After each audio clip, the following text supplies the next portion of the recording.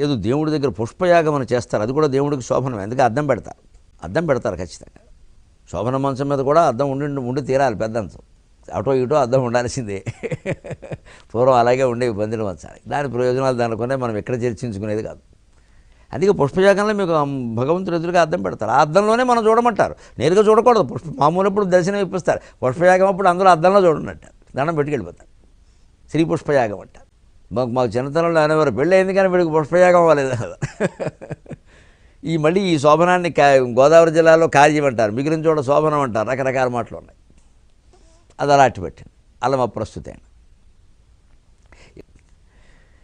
శోభనా సులభాగతికి ఏంటి ఇంత చేస్తాం, బాగానే ఉంది. హఠయోగం వద్దు, రాజయోగం వద్దు, ఇంకేం వద్దు, ఏదో ఇలాగే చేసుకుంటూ పోతామండి స్మరణ పేరు మీద. అది మొత్తం మీద పని జరుగుతుందంటారా? ఒక్కోసారి ఎవరైనా ఏదైనా లౌకికమైన పనులు కూడా సులభమైన ఉపాయాలు ఏమైనా చెబితే ఉపాయం బాగానే ఉంది కానీ పని జరుగుతుంది అంటాడు. మరి అదే కదా, అంతేదో బాగా కష్టపడితే కానీ అది సాధించలేమనుకుంటే ఈయన ఎవరో వచ్చి సులభంగా చెప్పిస్తే అవుతుందంటారా? ఇప్పుడు ఏదో పక్క మార్గం, ఇది ఏదో లంచం ఇస్తున్నాం, ఏం తర్వాత ఏమన్నా ప్రమాదం వస్తే అనిపిస్తుంది కదా. అంచేత వ్యాస మహర్షి మనకి ఆ భయాన్ని తొలగిస్తున్నారు. శోభనా సులభాగతికి ఏం కంగారు పడకండి, ఆవిడ మోక్షాన్ని ఇస్తుంది, శోభనప్రద. ఆ మార్గం కూడా సులభమే. అంచేత పురుషార్థ రూపమైనటువంటి మోక్షం పొందడం ఖాయం, సులభంగానే పొందుతాం. మంగళకారిణి, అంతేకాదు సుఖారాధ్య.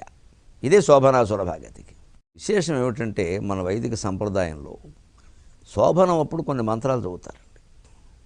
అవి కేవలం స్త్రీ పురుష సంగమానికి సంబంధించి ఉండవండి. అంత ఉంటాయి, కొద్దిగా ఉంటాయి, ఆ ప్రక్రియకి కొద్దిగా ఉంటాయి మాటలు. మిగిలినవన్నీ కూడా మోక్ష సాధన కోసం ఉంటాయండి. ఆశ్చర్యకరంగా ఆ మంత్రాల అర్థాలు తెలిస్తే అయ్య బాబు ఇందులో ఉన్నది ఇదా